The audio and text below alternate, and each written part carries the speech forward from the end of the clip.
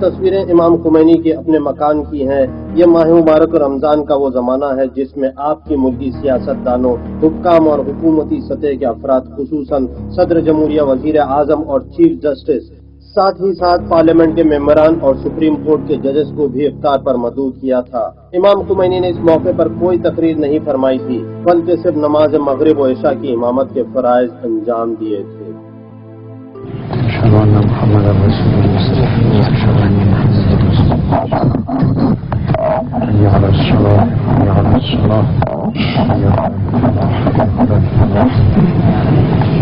حي على خير العمل، حي على خير العمل. أقامت الصلاة.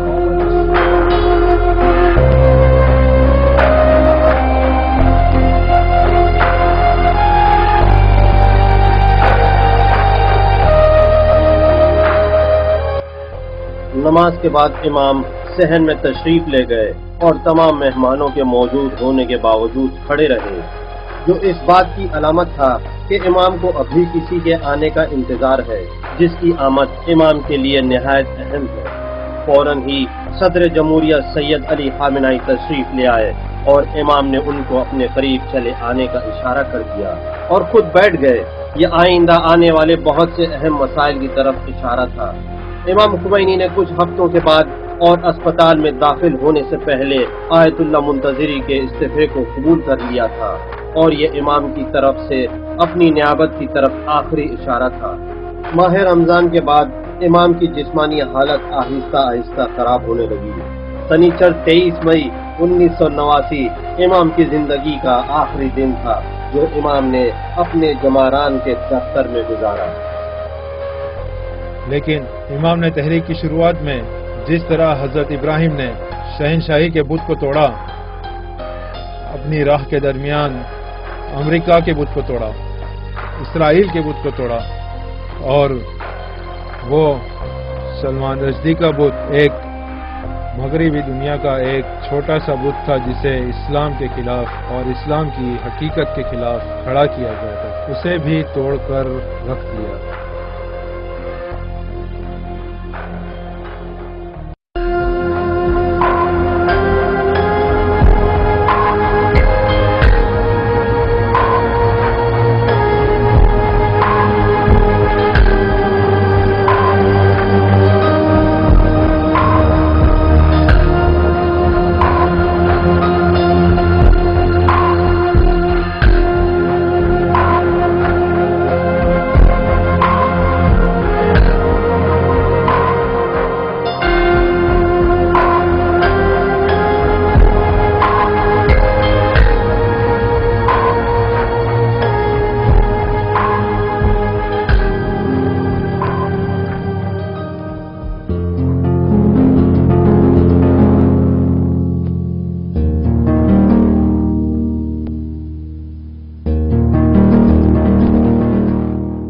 امام کو معدے کے کینسر کا مرض تھا اور امام کو یہ مرض اس وقت سے پریشان کر رہا تھا جب امام نجف میں مقیم تھے، لیکن جیسے ہی اسلامی انقلاب کی رہبری کے لیے امام نے نجف سے ہجرت فرمائی، نامعلوم وجوہات کی بنا پر امام کا یہ مرض امام کے جسم سے یک بہک غائب ہو گیا تھا اور اب 10 سال کے بعد دوبارہ پیدا ہو گیا تھا۔ امام کے میڈیکل پینل کے مطابق 1979 میں جب اسلامی انقلاب کی رہبری کے لیے امام نجف سے باہر تشریف لائے تو امام کے جسم میں کینسر نے پھلنا پھولنا بالکل بند کر دیا تھا، اور اب 10 سال کے بعد 1989 میں دوبارہ امام کا مرض واپس پلٹ آیا تھا۔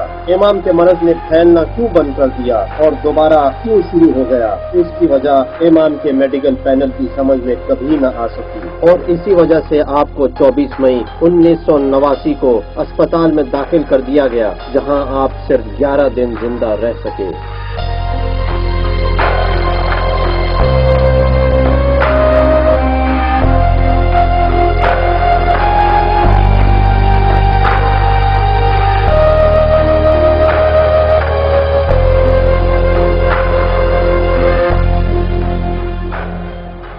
ان کو اپنی بیماری کے بارے میں کسی حد تک معلوم تھا، لیکن کیونکہ انہیں خداوند متعال پر بھروسہ تھا تو کبھی ڈرے نہیں، اور جب بھی انہیں دل میں درد ہوتا اور ہم ان کی خدمت میں جاتے تاکہ چیک اپ کرے، ہمیں تعجب ہوتا کہ ہم پریشان ہیں، اور وہ حرکتوں سے ہمارے چہروں سے سمجھ جاتے کہ کوئی اہم بات ہے، تو وہ ہمیں تسلی دیتے تھے۔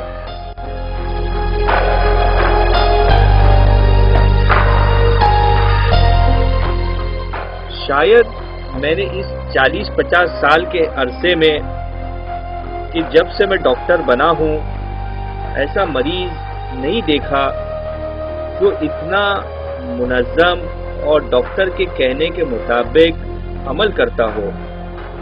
مریض اور ڈاکٹر کے درمیان کبھی ایسا رابطہ نہیں دیکھا۔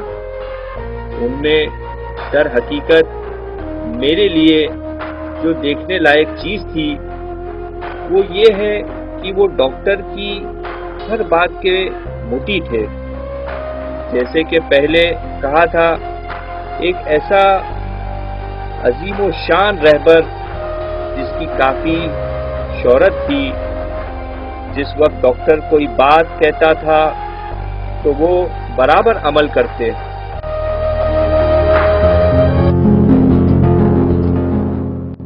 امام قومی مسائل سے متعلق کافی سنجیدہ رہتے تھے، اور اسی وجہ سے امام ہمیشہ حکومتی سطح پر سید علی خامنئی، ہاشمی رفسنجانی جیسے ذمہ دار افراد کو جو امام کے شاگرد تھے طلب کر لیا کرتے تھے۔ ساتھ ہی امام دن بھر کی خبروں کا خلاصہ سننے کے لیے رات کی آخری خبروں کو ضرور سنتے تھے۔ امام اپنے چھوٹے سے ریڈیو اور اخبارات کو خود سے کبھی دور نہیں رکھتے تھے تاکہ دنیا بھر کی خبروں اور حالات سے آگاہ ہوتے رہیں۔ امام اپنے ان آخری 11 دنوں میں بھی متعلقہ افراد سے رابطے میں رہتے تھے۔ امام کی عادت تھی کہ وہ روزانہ ایران کے تقریباً ہر اخبار کا جائزہ لیتے تھے۔ وہ ایران ریڈیو کو سنتے تھے، اور خاص طور پہ ایران ٹی وی پر بھی اچھی خاصی ان کی نظر رہتی تھی، اور بالخصوص ایران ٹی وی پر آنے والی خبروں کو بھی کثرت سے سنتے تھے۔ ایران ٹی وی پر نشر ہونے والے پروگرام پر نظر رکھنے کے ساتھ ساتھ دشمن کے چینل پر بھی اچھی خاصی نظر رکھتے تھے۔ ان کی ہمیشہ یہ کوشش رہتی تھی کہ وہ اکثر نامچین اخباروں کے ایڈیٹوریل پڑھیں، چاہے وہ ایران کے اخبار ہو یا دوسرے ملک کے اخبار، اور بالخصوص امریکی اور اسرائیلی اخبار۔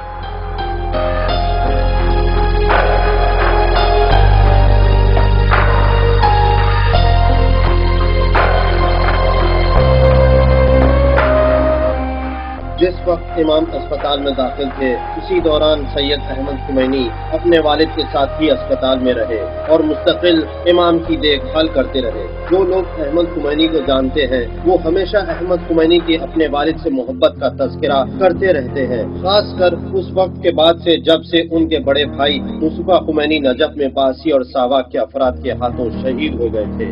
سید احمد خمینی اپنے والد کے دایاں ہاتھ تھے، دفتر کے منتظم اور امام کے ہمراز تھے۔ ساتھ ہی جب تک احمد خمینی زندہ رہے کوئی عہدہ قبول نہیں کیا، یہاں تک کہ 1993 میں آپ کا انتقال ہو گیا۔ اس دوران وہ کافی مذاق کیا کرتے تھے، وہ بہت محبت سے پیش آیا کرتے تھے، وہ بہت ہی ہنسمکھ مزاج کے تھے، لیکن بہت ہی کم لوگوں کو ان کے اس مزاج کے بارے میں پتا تھا، کیونکہ ان کا یہ مزاج صرف بچوں کے ساتھ ہی تھا۔ وہ ہمارے ساتھ اور بچوں کے ساتھ مذاق کر رہے تھے، اور شیخ رفسنجانی سے کہا کہ وہ لوگوں سے کہیں کہ ان کے لیے دعا کرے کہ خدا انہیں قبول کرے گا۔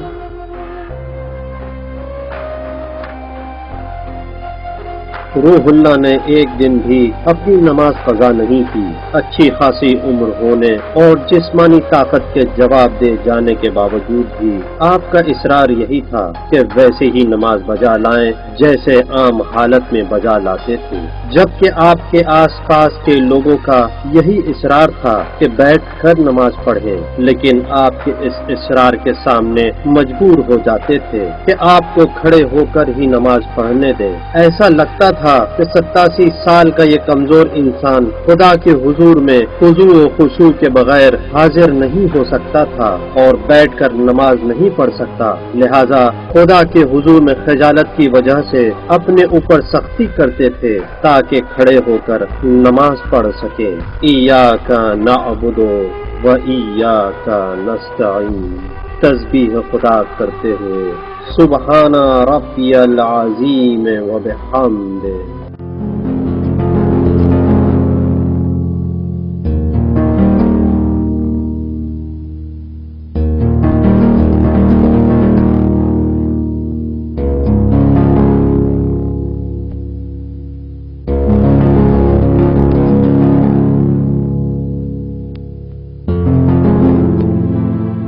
امام روزانہ اچھا خاصا وقت قرآن کی تلاوت میں گزارتے تھے اور اسی طرح دعا بھی کافی پڑھتے تھے۔ 10 سال کے عرصے میں کہ جو میں نے امام کی خدمت میں جمران میں گزارے، اس عرصے میں 2 مرتبہ مفاتیح الجنان پارا پارا ہو گئی۔ حالانکہ امام اپنی کتابوں کو بہت سنبھال کر استعمال کرتے تھے، اور بالخصوص مفاتیح کو، کہ جو دعاؤں کی اہم کتابوں میں سے ہے۔ امام کو اس کتاب سے بے حد لگاؤ تھا اور اسے اتنا زیادہ استعمال کرتے تھے کہ اس 10 سال کے عرصے میں وہ کتاب 2 مرتبہ پھٹ گئی، اور اس لیے ان کے لیے نئی کتاب لانی پڑی۔ امام کی حالت روز بروز خراب ہوتی گئی اور اتنی خراب ہو گئی کہ آخری دنوں میں آپ اپنے بستر سے اٹھ بھی نہیں سکتے تھے۔ بسمه تعالی به اطلاع ملت شریف و عزیز ایران میرسانیم امروز در ساعت 3 بعد از ظهر در سیر درمان حضرت امام مد ظله العالی مشکلی پدید آمد. پزشکان با همه کوشش خستگی ناپذیر خود برای درمان حضرت امام به مراقبت‌ها و درمان‌های لازم سرگرمند.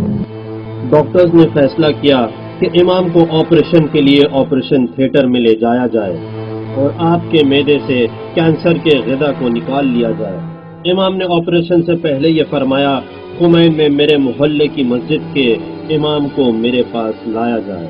ایک دن آقا احمد نے مجھے فون کیا کہ امام کو مجھ سے کام ہے۔ میں امام کے پاس گیا اور کہا کیا حکم ہے؟ فرمایا میں آپ کو اپنا وکیل بناتا ہوں، خمین میں جو کچھ میرے والد کی طرف سے ارث میں مجھے ملا ہے اسے غریبوں اور مسکینوں میں تقسیم کر دو۔ انہی کے حکم سے مجھے خمین کا امام جمعہ مقرر کیا گیا۔ میں گیا تاکہ دیکھوں امام کو اپنے والد سے ارث میں کیا حاصل ہوا ہے۔ 4,500 میٹر زمین امام کو اپنے والد سے ارث میں ملی تھی۔ میں نے شہداء کے خاندان خسرا کو ترجیح دی اور وہ ان کے درمیان تقسیم کر دی۔ ابھی اس زمین پر مکانات ہیں اور وہ لوگ وہاں رہ رہے ہیں، اور اس جگہ کا نام امام اسٹریٹ رکھ دیا گیا ہے۔ آپ توجہ کریں کہ ایک ایسا انسان آ کر انقلاب لاتا ہے اور پھر کچھ سالوں تک اس کی رہبری بھی کرتا ہے۔ جب دیکھتے ہیں تو دنیا سے کچھ بھی نہیں چاہا، نہ مال نہ دولت، حتیٰ عہدہ بھی۔ فرماتے تھے مجھے خوشی ہوگی اگر رہبر کہنے کے بجائے خدمت گزار کہیں۔ آپریشن کے بعد امام خمینی کی حالت بگڑتی گئی اور ڈاکٹر ان کے مرض پر قابو نہیں کر پا رہے تھے۔ ایسا کوئی نہیں کہ جس نے امام کو کبھی شکوہ کرتے سنا ہو۔ امام نے اپنی زندگی کے آخری لمحے تک خود کو خدا کی حمد و ثنا میں مشغول کر رکھا تھا۔ 3 جون شام کے 3:30 بجے اب امام کے انتقال میں کچھ ہی گھنٹے باقی تھے۔ سانس بڑی مشکل سے رک رک کر چل رہی تھی۔ مرض کی شدت چہرے سے صاف معلوم ہو رہی تھی، لیکن اس کے باوجود امام کا بار بار یہی اصرار تھا کہ نماز مغرب و عشاء کو پڑھ لیں، اور یہ آپ کی آخری نماز تھی۔ بہت عجیب ہے کہ وہ حالت کہ جس میں امام کو اسپتال میں داخل کیا گیا تھا، ایک نلی ان کے منہ سے حلق میں ڈالی گئی تھی کہ کوئی بات تک نہیں کر سکی، لیکن امام نے اس حالت میں بھی مستحبات نماز کو انجام دیا اور اسی حالت میں نماز شب بھی پڑھی۔ اگر آپ اس فلم پر غور کریں، امام انگلی کے اشارے سے اسپتال کے بستر پر مستحبی نماز کو اس طرح پڑھتے تھے کہ قبلہ کی طرف اشارہ کرتے آبرو کے اشارے سے اور سر کے اشارے سے رکوع و سجود کرتے، لیکن نماز کو کبھی ترک نہیں کیا۔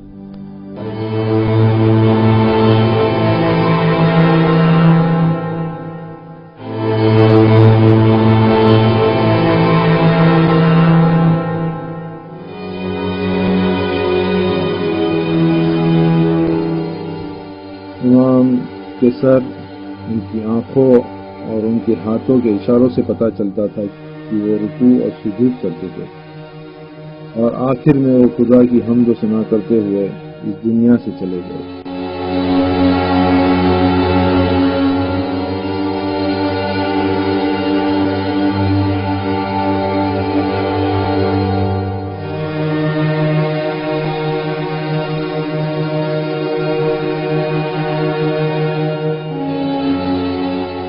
میں یہ کہہ سکتی ہوں میں وہ آخری شخص تھی کہ جو ان کے آخری باہوش لمحوں میں ان کے سرہانے تھی، اور بے ہوش ہونے کے بعد انہیں دوبارہ ہوش نہیں آیا۔ انہوں نے مجھ سے کہا کہ جا کر سب کو اندر بلاؤ، تو میں کسی کو بھیج کر میں نے اپنی ماں، اپنے بھائیوں اور اپنی بہنوں کو اندر بلوایا، اور ہم سب کے سب ان کے ارد گرد جمع ہو گئے۔ ایک بہت تعجب کی بات تھی کہ ایسی حالت میں بھی انہوں نے 2 شرعی مسئلوں کا جواب دیا۔ میں نے ان کی زبان سے نکلنے والے آخری لفظ کو بھی سنا تھا۔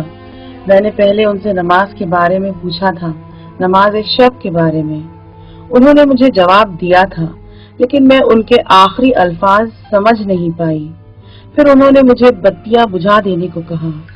شاید وہ یہ سمجھ رہے تھے کہ ہم ان کی تکلیف برداشت نہیں کر پائیں گے۔ انہوں نے کہا کہ جو یہاں پر رکنا چاہے وہ رکیے، اور جو باہر جانا چاہے وہ باہر جا سکتا ہے، اور پھر سے بتیاں بجھا دینے کو کہا۔ میری ماں اور میری بہنیں ایک ایک کر کے باہر چلی گئی۔ میں ان کی طرف مڑی اور ان کے چہرے کا بوسہ لیا۔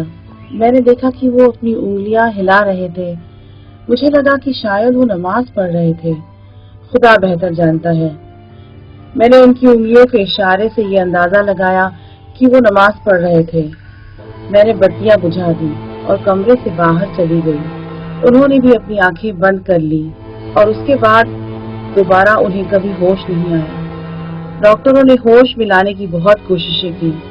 انہوں نے ساری ممکن کوششیں کر لی تاکہ ان کا دل دوبارہ دھڑکنے لگے۔ ڈاکٹروں نے کہا کہ امام نے کچھ لمحوں کے لیے اپنی آنکھیں کھولی تھی اور وہ آسمان کی طرف دیکھ رہے تھے۔ یہ ان کے آخری لمحات تھے۔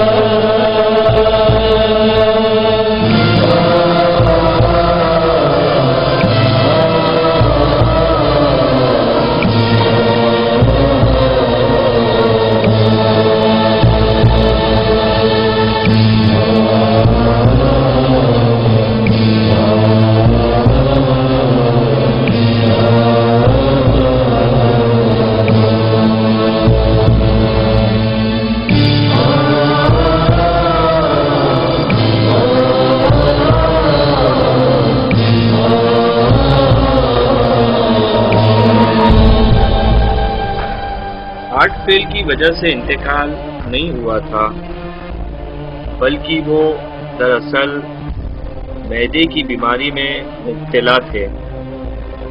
لامفل نام کا کینسر تھا اور ان کی موت اسی کی وجہ سے ہوئی۔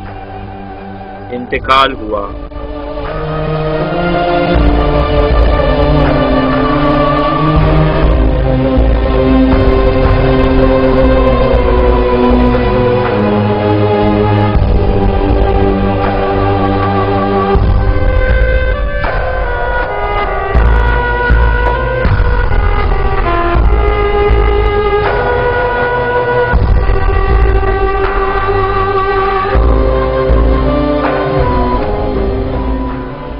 آخر کار امام خمینی شب شنبے 28 شوال کے مطابق 3 جون 1989 کو 87 سال 9 مہینے 10 دن کی عمر میں اس دار فانی سے دار بقا کی طرف کوچ کر گئے۔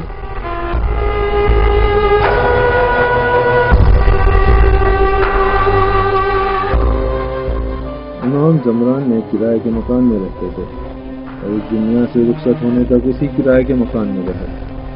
امام کو غسل و کفن آدھی رات میں اسی کرائے کے مکان میں دیا گیا۔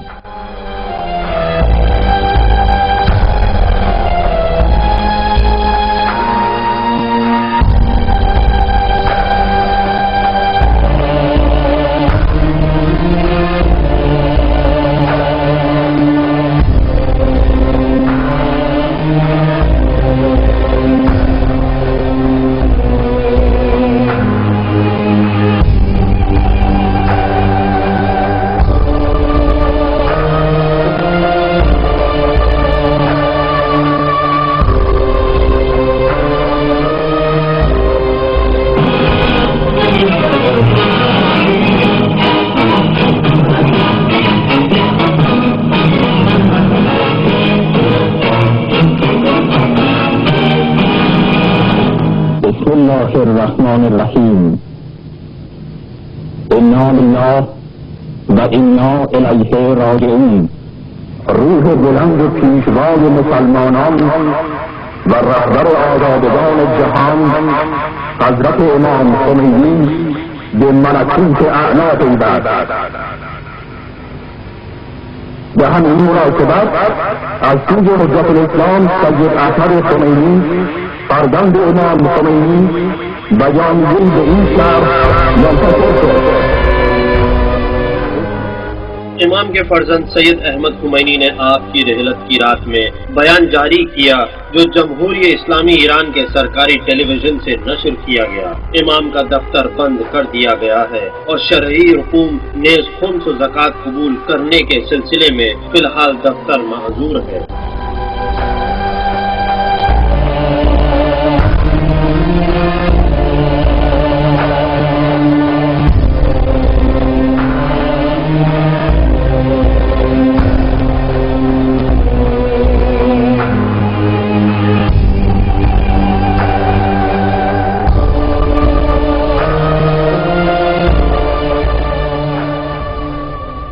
اس وقت کئی لوگ تھے جو خربوں تومان امام کے دفتر میں دینا چاہتے تھے، لیکن سید احمد نے کہا کہ انہیں نہیں لاؤ کیونکہ اب امام یہاں نہیں ہے۔ جب امام خمینی اسپتال میں تھے، ایک عالم نے کچھ پیسے امام کے دفتر بھیجے تھے، لیکن کچھ دنوں بعد وہ پیسے انہیں لوٹا دیے گئے اور کہا گیا کہ سید احمد نے کہا کہ انہوں نے پیسہ لینا بند کر دیا ہے۔ سید احمد نے 800 ملین کا چیک حوض علمیہ کے سرپرست آیت اللہ فاضل لنکرانی کے حوالے کر دیا تاکہ اس سے طلاب کا شہریہ دیا جا سکے، اور کہا کہ امام کے بینک کے اکاؤنٹ میں جو پیسہ تھا وہ امام خمینی کے گھر والوں کی ملکیت نہیں ہے بلکہ قم کے حوض علمیہ کی ملکیت ہے۔ امام خمینی کے دفتر میں موجود تمام شرعی رقوم کو آپ کی رحلت کے بعد حوض علم قم کے دینی طلاب پر صرف کر دیا گیا۔ امام کے اہل خانہ نے ان رقوم کے مصرف میں نہ تو کوئی دخالت کی اور نہ ان سے کچھ حاصل کیا۔ اس کے علاوہ سید احمد خمینی نے نہ تو اپنے والد کی زندگی میں اور نہ ہی آپ کے انتقال کے بعد جب تک خود زندہ رہے کوئی سیاسی عہدہ و منصب قبول نہیں کیا۔ آپ کا یہ عمل بذات خود مرجعیت کے وارث ہونے کا متعلق ایک قسم کا انقلاب تھا، جیسے کہ عام طور پر خیال کیا جاتا ہے کہ مراجع جتنا بھی اقتصادی، علمی اور سیاسی سرمایہ رکھتے ہیں اس کے اثر و رسوخ اپنے خانوادے کے لیے بطور میراث چھوڑ جاتے ہیں، لیکن یہ بات امام کے گھرانے پر صادق نہیں آتی، کیونکہ آپ کے گھرانے نے سیاسی اور اقتصادی اعتبار سے کبھی کوئی استفادہ نہیں کیا، جبکہ محبت و احترام کے لحاظ سے آپ کے گھرانے کو ایک بڑی منزلت حاصل ہے۔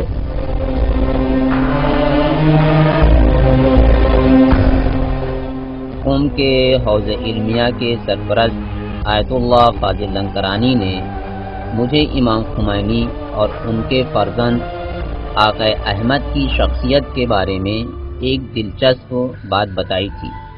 کہ ایک مرتبہ انہوں نے مجھ سے کہا کہ آقا احمد کی شخصیت کے بارے میں ایک اہم بات ہے جسے تمہیں جاننا چاہیے۔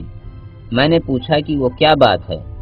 انہوں نے کہا، ایک دن کہ جب میں حوضے کا سرپرست تھا، سید احمد نے مجھے فون کیا اور کہا کہ حوضے کے سبھی مدرسین کو اطلاع کر دو کہ وہ ان سے کچھ بات کرنا چاہتے ہیں۔ جب سبھی جمع ہو گئے تو ہم نے دیکھا کہ سید احمد ایک بڑی تھیلی کے ساتھ بیچ میں بیٹھے ہوئے ہیں۔ ہم نے پوچھا کہ اس میں کیا ہے؟ انہوں نے جواب دیا کہ اس میں تحفہ اور ہدیہ ہے جسے امام کے چاہنے والوں نے امام کو دیا تھا۔ پیسے ہیں اور سونا بھی ہے، اور ہم امام کے گھر والے اسے استعمال نہیں کرنا چاہتے، اس لیے میں اسے یہاں لے آیا ہوں تاکہ اس پیسے اور سونے سے طلاب کا شہریہ دیا جا سکے۔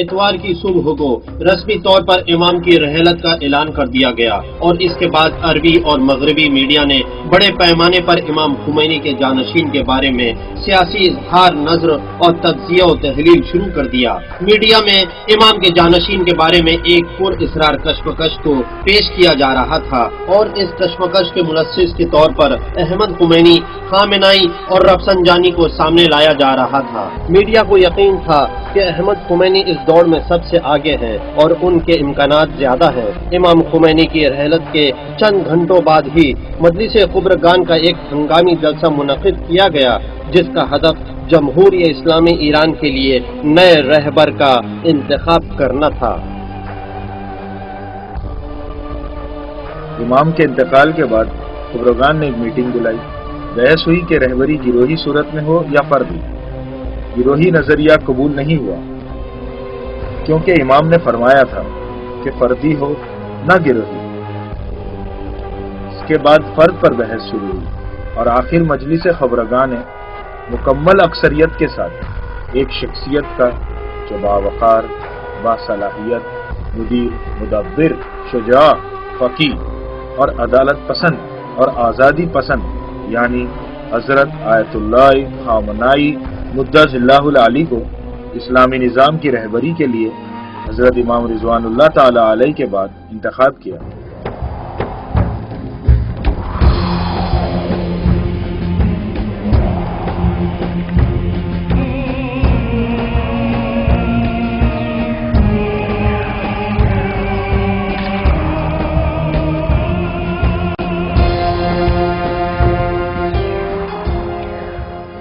امام خمینی کی رحلت سے 40 سال پہلے سے لے کر ہر مرحلے پر امام خمینی کے سید خامنائی کے ساتھ سلوک ایک خاص اہمیت کی طرف اشارہ کرتے تھے، اور انقلاب اسلامی کے کامیاب ہونے سے پہلے اور انقلاب کے کامیاب ہونے کے بعد بھی آیت اللہ خامنائی نے ایک بہت ہی اہم کردار ادا کیا تھا۔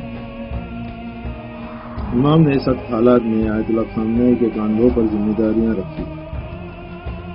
ایران کے صدر رجائی کی شہادت کے بعد کہ جس وقت کسی نے یہ سوچا بھی نہیں تھا کہ امام علماء کو صدر کے عہدے کے لیے انتخابات میں کھڑے ہونے کی اجازت دیں گے، ایسے وقت میں امام نے آیت اللہ خامنائی کو صدر کے انتخابات میں کھڑے ہونے کی اجازت دی، اور آیت اللہ خامنائی انتخابات میں جیت گئے اور ایران کے صدر بن گئے۔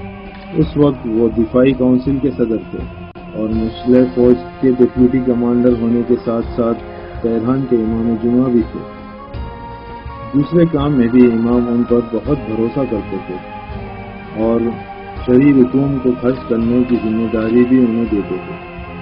جس وقت میں امام کے دفتر میں کام کرتا تھا، میں نے کئی مرتبہ دیکھا ہے کہ جب کسی دوسرے ملک سے پیسہ آتا یا کوئی سونا دے جاتا تھا تو امام ہمیں حکم دیتے تھے کہ اس رقم کو سیدھے آیت اللہ خامنائی کو دے دیا جائے۔ امام ایسی چیزوں میں آیت اللہ خامنائی پر بہت بھروسہ کرتے تھے اور جبکہ امام کی نظر میں یہ ذمہ داری بہت حساس تھی۔ میں خود اس بات کا گواہ ہوں کہ میں نے امام کو کہتے سنا ہے کہ اس رقم کو آیت اللہ خامنہئی کے حوالے کر دیں۔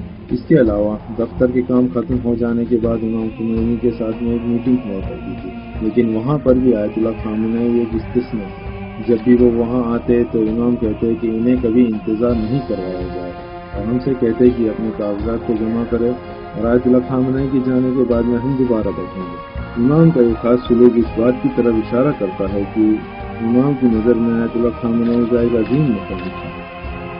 جی ہاں، میرا ماننا یہی ہے کہ پورے ایران میں امام کے جانشین کے لیے سب سے بہترین شخص آیت اللہ خامنہئی ہی تھے، کیونکہ حوزہ ان سے مانوس تھا، ہم بھی انہیں جانتے تھے اور امام بھی ان سے اچھی طرح واقف تھے۔ دراصل امام نے اپنے کچھ بیانات کے ذریعے سے اس مرحلے میں ہماری مدد کی تھی جس میں وہ ہم سے کہا کرتے تھے کہ خامنہئی ہمارے رہبر بن گئے ہیں، اور مجلس خبرگان بھی ان سے اچھی طرح مانوس تھی، ہمیں ان کا انتخاب کرنے میں کوئی مشکل پیش نہیں آئی۔ دنیا بھر کے اخبارات اور میڈیا نے سید احمد خمینی کی زبانی آیت اللہ خامنہئی کے ولی فقیہ ہونے کو بیان کیا تو دنیا کے مبصرین اور سیاسی نظریات پر بحث کرنے والوں نے اس بات پر نہایت تعجب کا اظہار کیا۔ اسی موقع پر کوہ مقننہ، قضائی، اجرائی اور تینوں افواج کے سربراہوں نے بھی آیت اللہ خامنہئی کے ہاتھوں پر بیعت کی، اور اس کے بعد نگاہیں مسلمانوں کے نئے رہبر کی طرف اٹھ گئیں کہ امام کے وصیت نامے کو پڑھیں۔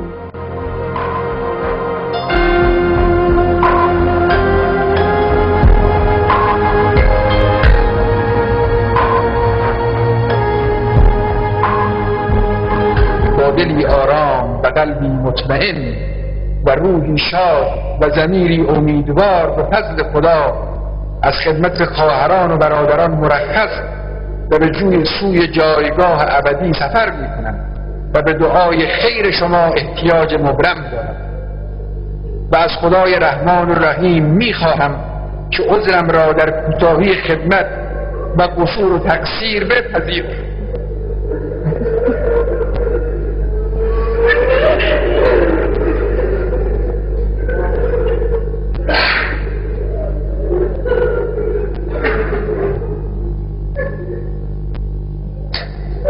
و از ملت امیدوارم که عذرم را در کوتاهی‌ها و قصورها و تقصیرها بپذیرند.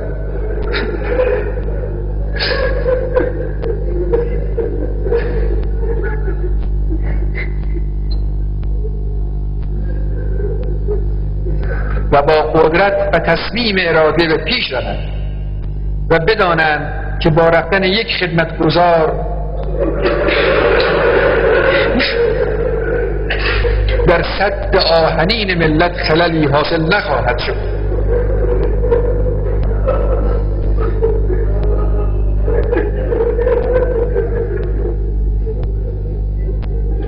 که خدمتگزاران بالا و بالاتر در خدمتند و الله نگهدار این ملت و مظلومان جهان است. و السلام علیکم و علی عباد الله الصالحین.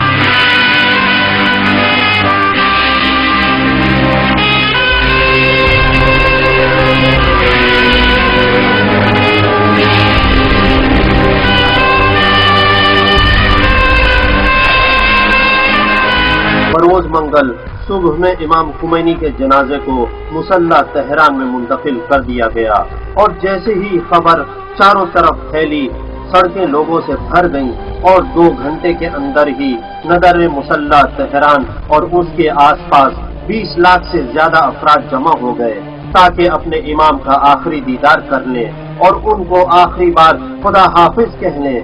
اس امام کو جس کے جیسا انسان ایران اور اس کے اطراف کے علاقے نے اس صدی میں تو کم از کم نہیں دیکھا تھا۔ تشیع جنازے کے منتظمین نے آپ کے جنازے کو زمین سے 3 میٹر کی اونچائی پر شیشے سے بنی ایک جگہ پر رکھ دیا تھا۔ دوسری طرف سینکڑوں ہزار لوگ چوک در چوک مصلی کی طرف آئے چلے جا رہے تھے۔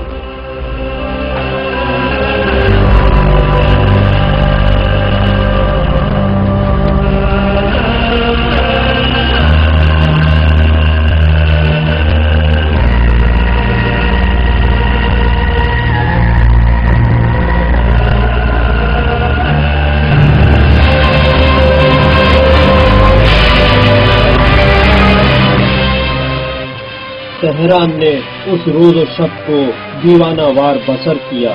ایسا لگتا تھا جیسے لوگ اس بات پر یقین ہی نہیں کرنا چاہتے کہ امام رحلت فرما چکے ہیں۔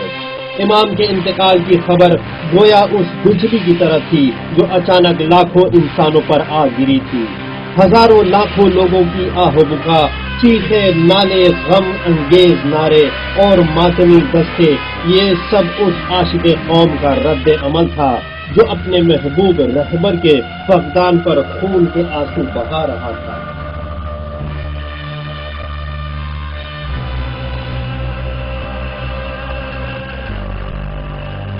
امام کے جنازے کے چاروں طرف سیاہ لباس میں ملوث اور ماتم کرتے ہوئے لوگوں نے غم و اندوہ، گریہ و بکا کا ایک ایسا منظر مصلی قدس کے خاک پر رقم کیا تھا جس کو اس صدی میں اس سے پہلے کبھی نہیں دیکھا گیا تھا۔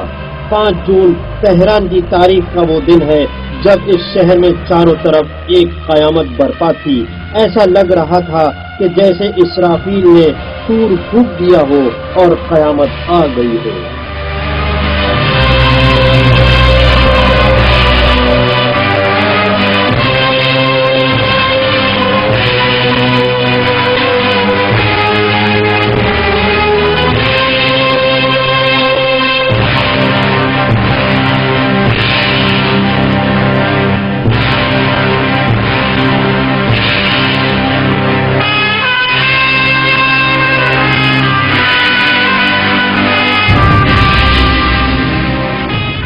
ہر آدمی امام کے جنازے پر نماز میت پڑھنے کی تیاری کر رہا تھا۔ کئی کلومیٹر لمبی صفیں تشکیل ہو گئی تھی۔ عربی ممالک اور بہت سے دنیا کے دوسرے حصوں کے اداروں کے ذمہ داران اور سیاسی اور روحانی شخصیات کا اجتماع اس موقع پر اپنے وجود کا احساس دلا رہا تھا۔ دنیا بھر سے افراد آتے گئے اور اس غمگین اور الم اندوہ میں ڈوبے ہوئے لوگوں کے سیلاب کے ہمراہ ہوتے گئے۔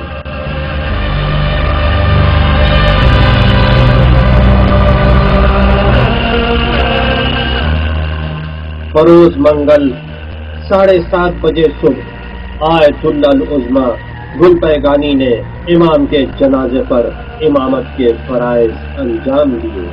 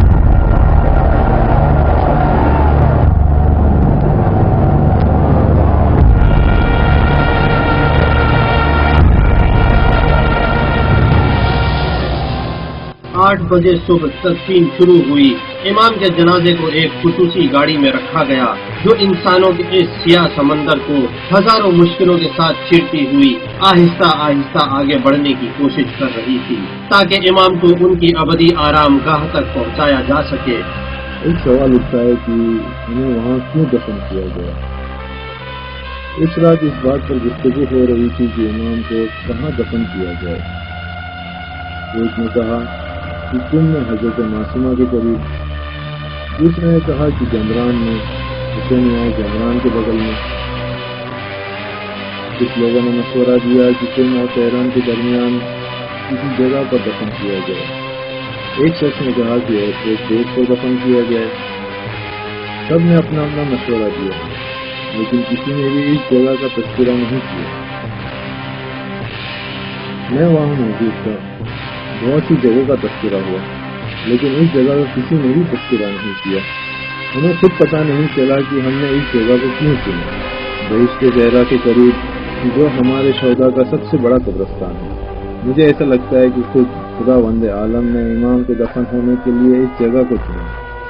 سبھی نے کسی جگہ کا مشورہ دیا اور اپنی بات پر اصرار بھی کر رہے تھے، لیکن کسی نے بھی اس جگہ کا مشورہ نہیں دیا تھا۔ اچانک سبھی نے اس جگہ کی رائے پیش کی اور یہاں پر دفن کرنے کے لیے راضی بھی ہو گئے۔ اس واقعے کے بعد مجھے امام کے الفاظ یاد آ گئے جس میں امام نے کہا تھا، اے خدا، مجھے شہداء کے نزدیک قبول کرنا۔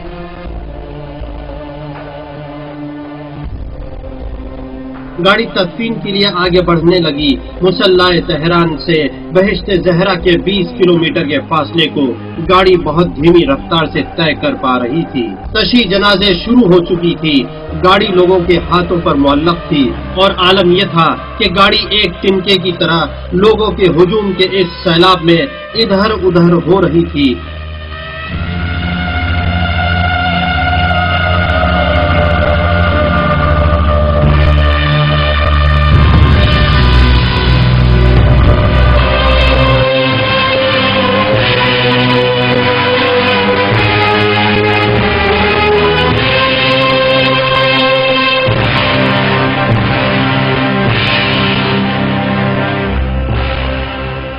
لوگ خود بخود گاڑی کو زمین سے بلند کیے دے رہے تھے۔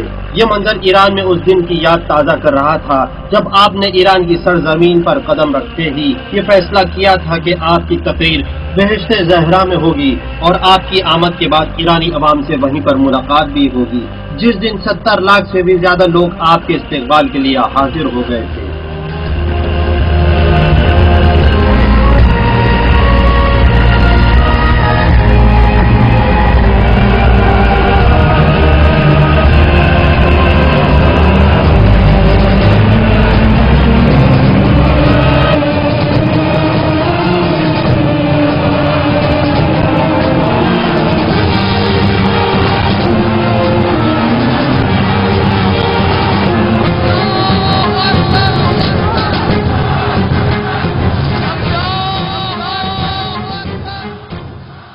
مختلف قسم کے قومی مسائل برسوں تک ایران کے ساتھ جنگ، اقتصادی پابندیاں اور ایران کے خلاف ہر قسم کے غلط پروپیگنڈے پر مشتمل ان 10 سالوں میں کوئی امام کی شخصیت پر ایک ہلکا سا دھبا بھی نہیں دکھا سکتا تھا، بلکہ اس کے برخلاف آپ اپنی قوم کے محبوب ترین قائد اور رہبر بن کر ابھرے تھے، جس کا ثبوت 1 کروڑ 10 لاکھ لوگوں پر مشتمل وہ انسانی سمندر تھا جو آپ کے ساتھ آپ کی ابدی منزل بہشت زہرا تک آیا تھا۔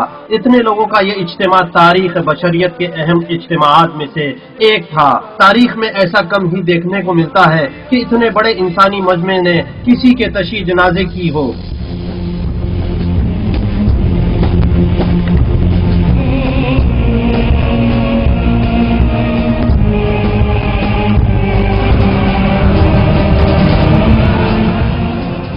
سپاہ پاسداران کی مداخلت اور چوطرفہ کارروائی کے ساتھ ان کے دقت عمل کے بعد ہی یہ امر ممکن ہو سکا کہ آپ کے جنازے کو ایک ایسے راستے سے ہائی وے تک لے جایا جائے جو پہلے سے طے نہیں تھا۔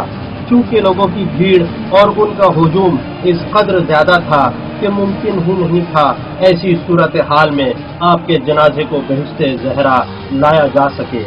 ہائی وے پر آنے کے بعد آپ کے جنازے کو ہیلی کاپٹر میں منتقل کر دیا گیا۔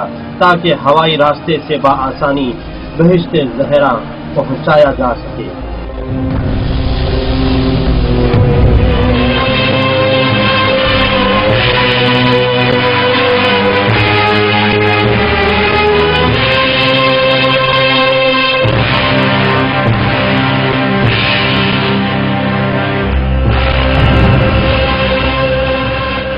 جہاں تدفین ہونا تھی وہاں ہیلی کاپٹر نیچے اتر آیا، لیکن اس کے نیچے اترتے ہی جنازے کی منتظر بھیڑ بے قابو ہو گئی اور پولیس اور فوجی دستوں کے حلقوں کو توڑتی ہوئی تابوت کی طرف دوڑنے لگی۔ دیوانہ وار اپنا سر و سینہ پیٹتے ہوئے لوگوں نے تبرک سمجھ کر کفن کو پارا پارا کر دیا۔ پولیس نے لاکھ کوشش کی، یہاں تک کہ ہوائی فائرنگ بھی کی، لیکن لوگوں کو تتر بتر کرنے میں کامیاب نہ ہو سکی۔ آخرکار 1 گھنٹہ گزرنے کے بعد فوج نے اس مسئلے کو اس انداز سے حل کیا کہ آپ کی میت کو دوبارہ ہیلی کاپٹر میں رکھ دیا گیا۔ ہیلی کاپٹر ایک بار پھر پرواز کر گیا اور نظروں سے اوجھل ہو گیا تاکہ آپ کو دوبارہ کفن دیا جا سکے۔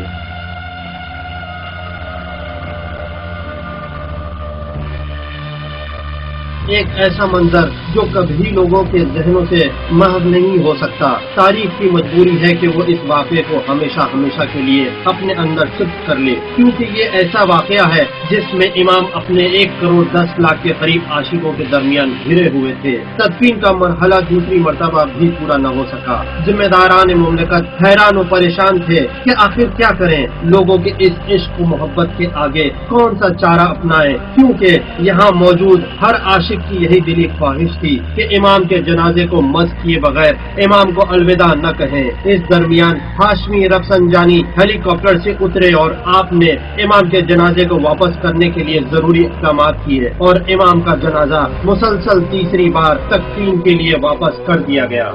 اس بار بذات خود احمد خمینی جنازے کے ساتھ آئے تاکہ تدفین کے مراحل انجام پا سکیں۔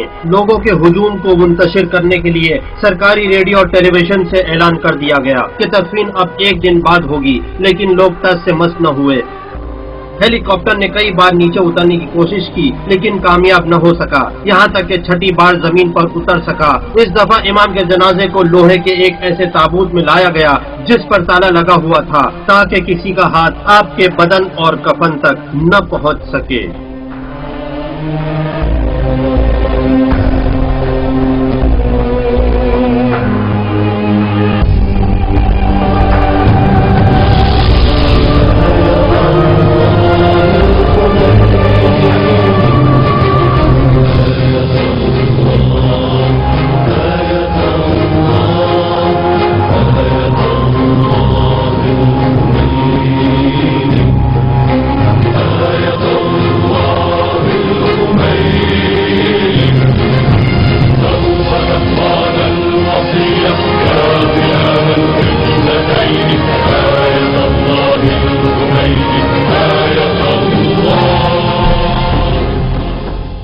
امام خمینی کی پیدائش کو 100 سال سے زیادہ کا زمانہ گزر چکا ہے۔ آج رہبر انقلابی اسلام کے عنوان سے امام کا نام پوری دنیا میں پہچانا جا چکا ہے۔ ایسا رہبر جس نے 20ویں صدی کے واحد اسلامی انقلاب کو سر انجام تک پہنچایا۔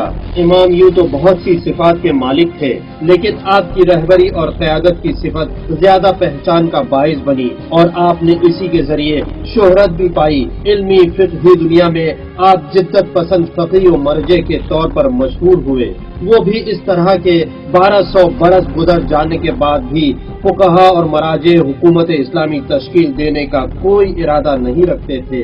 آپ نے ایسی صورتحال میں حکومت اسلامی کی بنیاد ڈالی۔ آپ نے بعض گزشتہ علماء کی طرح صرف شرعی رسوم کو حاصل کرنے، کتابیں اور رسالے لکھنے اور امام کے ظہور کا انتظار کرنے پر ہی اکتفا نہیں کیا، بلکہ آگے بڑھ کر اسلامی حکومت بھی تشکیل دی۔ یہ امام خمینی ہی تھے جنہوں نے گزشتہ علماء کے درمیان ہمیشہ مورد بحث و جدل قرار پانے والے ایک اہم نظریے کو عملی جامہ پہنایا۔ جی ہاں، وہ نظریہ جس کا عنوان ولایت فقیہ ہے، وہ نظریہ جس نے اسلامی فقہا اور علماء کو اعتبار بخشا اور ولایت امر کو ان کے حوالے کر دیا، وہ نظریہ جس نے ثابت کر دیا کہ ایسی سیاست جو اصول دین سے موافق نہ ہو اور ولایت فقیہ کے سائے میں پروان نہ چڑھے باطل اور غیر قابل قبول ہے۔ साथ ही आपने मजहब और सियासत को अलग अलग साबित करने वाले नजरिए को भी हमेशा हमेशा के लिए दफन कर दिया। और ये सब आपने उस जमाने में किया जब उलमा और फुकहा हौज़ा हाय इल्मिया में अपने हुजरों में बैठ जाना गनीमत समझते थे और सियासी उमूर में दखालत के बारे में सोचते तक नहीं थे। आज इन उलमा और फुकहा का फरीजा है और उन पर वाजिब है कि सियासी मैदान में उतरें और माशरे को सियासी लिहाज से आगे बढ़ाते हुए सिरात मुस्तकीम की तरफ हिदायत करें। इसमें तमाम उलमा इकराम शामिल हैं, यहाँ तक कि वो उलमा भी जो नजरिया विलायत फ़क़ीह के मुखालिफ हैं और इसके कायल नहीं है। इमाम खुमैनी के मुरीदों और उनके चाहने वालों के मुताबिक इमाम ने अपनी उम्मत को एक ऐसे वक्त में नजात दी जब बकिया दूसरे तमाम अफराद हाथ पर हाथ धरे बैठे थे। शियों के 12वें इमाम हजरत हुज्जत अज्जलल्लाहु तआला फरजहु शरीफ की ग़ैबत के 1200 साल बाद रूहुल्लाह मूसवी खुमैनी नामी एक ऐसी शख्सियत सामने आई जिसने विलायत फ़क़ीह की बुनियादों पर एक नई इस्लामी हुकूमत की तश्कील दी। ऐसी हुकूमत जिसमें सबसे ऊपर फुकहा का हुक्म चलता था और वो हुकूमत करते थे। यही वो इस्लामी हुकूमत है जिसके लिए गुज़िश्ता सदियों तक मुसलमान आलम सही कोशिश करते चले आ रहे थे। इसीलिए आपके बाद नए वली फ़क़ीह का इंतखाब किया गया। इमाम खुमैनी की अजमत के लिए इतना काफी है कि आपने नजरिए विलायत फ़क़ीह को मुसलमानों के लिए अमली तौर पर पेश कर दिया। मुसलमानों के लिए यही आपकी मीरास थी। हर साल 3 जून का दिन इमाम खुमैनी का यौम वफात है। मुरूर ज़मान के साथ साथ आपकी शख्सियत और आपका अमल आने वाली नस्लों के लिए मजीद वाज़ेह होकर सामने आएगा। इमाम अपनी सदी के सबसे रोशन सितारे थे और हमेशा इसी तरह रोशन बाकी रहेंगे। जो आपके बारे में कहा और सुना गया वो उसके मुकाबिल कुछ भी नहीं है जो बयान न हो सका। आपकी तारीख के तशना पहलू इससे कहीं ज्यादा है क्योंकि तारीख इजहार नजर का एक जरिया है और कुछ नहीं। امیدوارم که انشاءالله با عنایات خاصه ولی عصر ارواحنا عالم الفدا این کشتی متلاطم انسانیت به ساحل نجات برسد و مستضعفان جهان بر مستکبران ظالم پیروز شوند. امید است که حکومت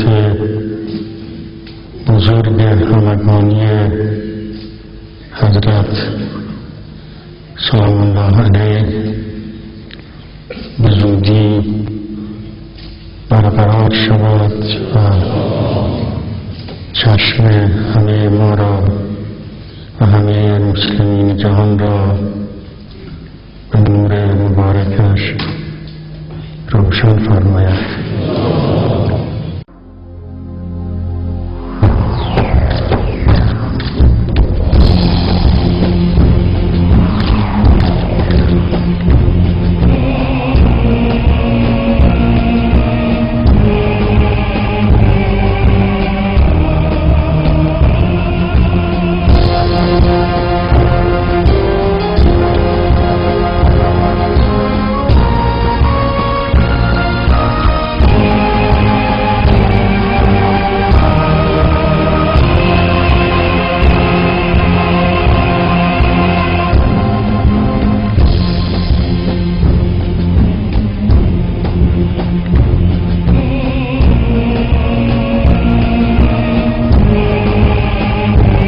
की इमामत के फराइज अंजाम दिए थे।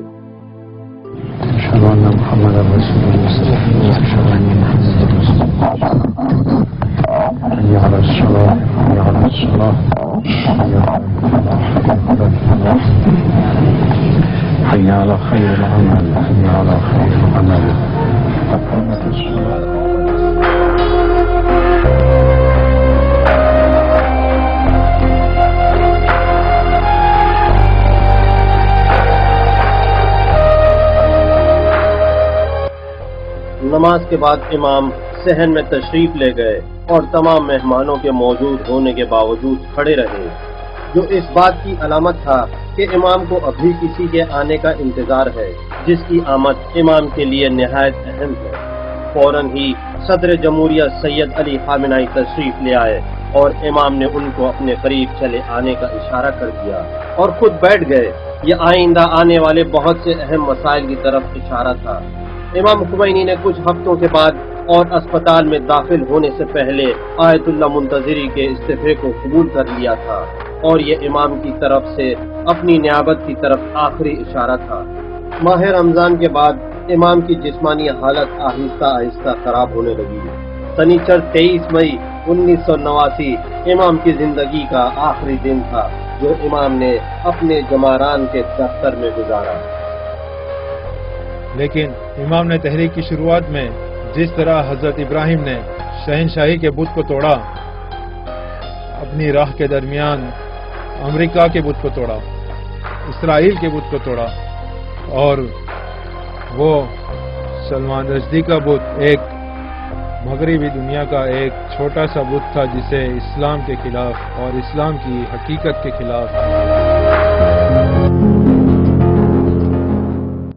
امام قومی مسائل سے متعلق کافی سنجیدہ رہتے تھے اور اسی وجہ سے امام ہمیشہ حکومتی سطح پر سید علی خامنہئی، ہاشمی رفسنجانی جیسے ذمہ دار افراد کو جو امام کے شاگرد تھے طلب کر لیا کرتے تھے۔ ساتھ ہی امام دن بھر کی خبروں کا خلاصہ سننے کے لیے رات کی آخری خبروں کو ضرور سنتے تھے۔ امام اپنے چھوٹے سے ریڈیو اور اخبارات کو خود سے کبھی دور نہیں رکھتے تھے تاکہ دنیا بھر کی خبروں اور حالات سے آگاہ ہوتے رہیں۔ امام اپنے ان آخری 11 دنوں میں بھی متعلقہ افراد سے رابطے میں رہتے تھے۔ امام کی عادت تھی کہ وہ روزانہ ایران کے تقریباً ہر اخبار کا جائزہ لیتے تھے۔ وہ ایران ریڈیو کو سنتے تھے اور خاص طور پہ ایران ٹی وی پر بھی اچھی خاصی ان کی نظر رہتی تھی اور بالخصوص ایران ٹی وی پر آنے والی خبروں کو بھی کثرت سے سنتے تھے۔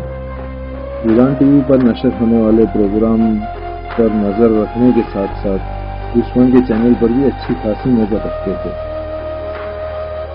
ان کی ہمیشہ کوشش رہتی تھی کہ وہ اکثر نامچین اخباروں کے ایڈیٹوریل پڑھیں، چاہے وہ ایران کے اخبار ہو یا دوسرے ملک کے اخبار، اور بالخصوص امریکی اور اسرائیلی اخبار۔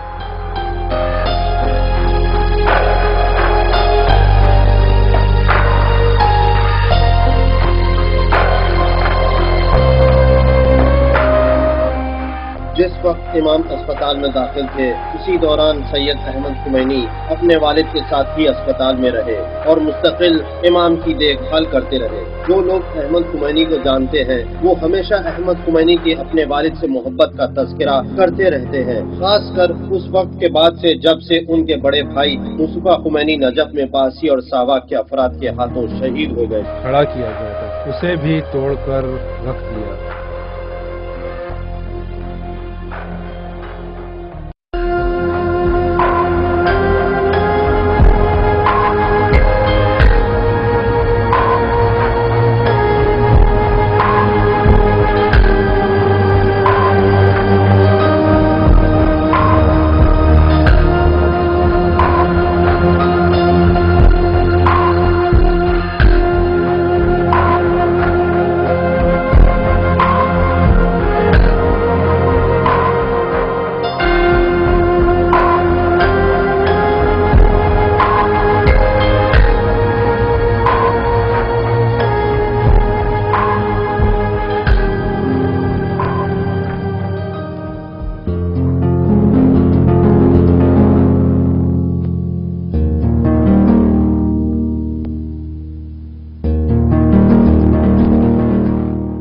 امام کو معدے کے کینسر کا مرض تھا اور امام کو یہ مرض اس وقت سے پریشان کر رہا تھا جب امام نجف میں مقیم تھے، لیکن جیسے ہی اسلامی انقلاب کی رہبری کے لیے امام نے نجف سے ہجرت فرمائی، نامعلوم وجوہات کی بنا پر امام کا یہ مرض امام کے جسم سے یک بہک غائب ہو گیا تھا اور اب 10 سال کے بعد دوبارہ پیدا ہو گیا تھا۔ امام کے میڈیکل پینل کے مطابق 1979 میں جب اسلامی انقلاب کی رہبری کے لیے امام نجف سے باہر تشریف لائے تو امام کے جسم میں کینسر نے پھلنا پھولنا بالکل بند کر دیا تھا، اور اب 10 سال کے بعد 1989 میں دوبارہ امام کا مرض واپس پلٹ آیا تھا۔ امام کے مرض نے پھیلنا کیوں بند کر دیا اور دوبارہ کیوں شروع ہو گیا، اس کی وجہ امام کے میڈیکل پینل کی سمجھ میں کبھی نہ آ سکی، اور اسی وجہ سے آپ کو 24 مئی 1989 کو اسپتال میں داخل کر دیا گیا، جہاں آپ صرف 11 دن زندہ رہ سکے۔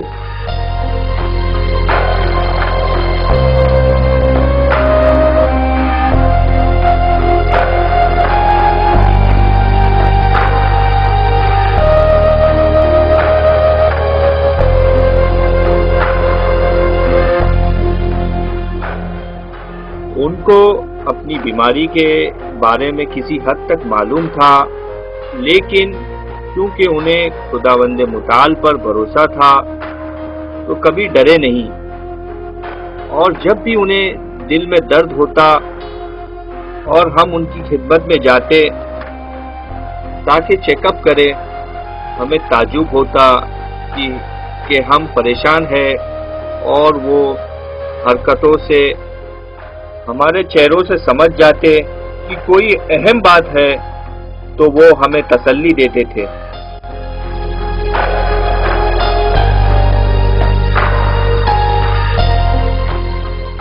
شاید میں نے اس 40-50 سال کے عرصے میں کہ جب سے میں ڈاکٹر بنا ہوں، ایسا مریض نہیں دیکھا جو اتنا منظم اور ڈاکٹر کے کہنے کے مطابق عمل کرتا ہو۔ مریض اور ڈاکٹر کے درمیان کبھی ایسا رابطہ نہیں دیکھا۔ ان میں در حقیقت میرے لیے جو دیکھنے لائق چیز تھی وہ یہ ہے کہ وہ ڈاکٹر کی ہر بات کے مطیع تھے۔ جیسے کہ پہلے کہا تھا، ایک ایسا عظیم و شان رہبر جس کی کافی شہرت تھی، جس وقت ڈاکٹر کوئی بات کہتا تھا تو وہ برابر عمل کرتے۔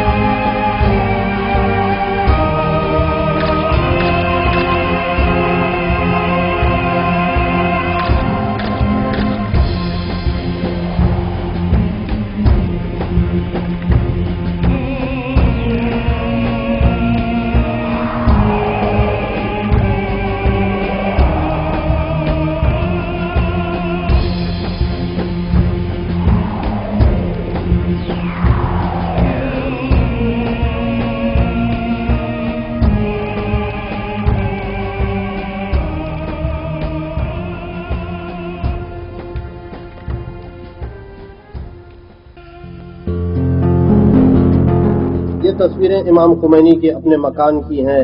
یہ ماہ مبارک رمضان کا وہ زمانہ ہے جس میں آپ کی ملکی سیاست دانوں، حکام اور حکومتی سطح کے افراد، خصوصاً صدر جمہوریہ، وزیر اعظم اور چیف جسٹس، ساتھ ہی ساتھ پارلیمنٹ کے ممبران اور سپریم کورٹ کے ججز کو بھی افطار پر مدعو کیا تھا۔ امام خمینی نے اس موقع پر کوئی تقریر نہیں فرمائی تھی، بلکہ صرف نماز مغرب